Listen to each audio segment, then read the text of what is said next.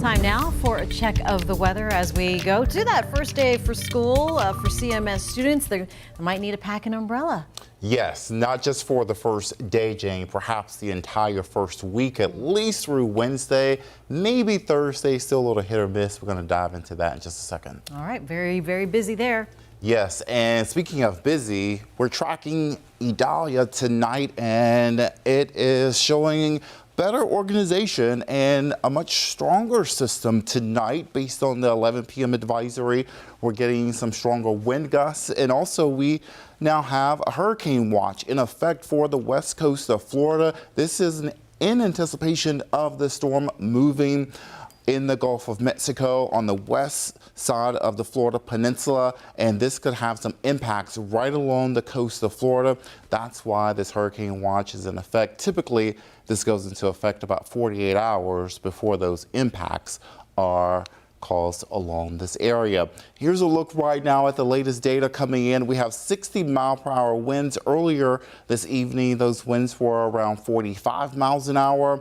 Remaining stationary, so you can see it here, trying to make its way through the Yucatan Peninsula, through the channel here, moving into the Gulf of Mexico. Then it's likely to pick up forward speed, but right now that forward speed is pretty much stationary at this time, and we'll continue to watch it. Notice how it could rapidly intensify and turn into a Category 1, perhaps even a Category 2 before it makes landfall. Conditions are certainly favorable for the storm to develop, and notice how it could hug right along the coast of Georgia and the Carolinas, and primarily right along, say, South and North Carolina coastline. That could bring some significant coastal impacts. We're talking about flooding and also some of those larger swells right along the coast, and has some impacts on our area beaches.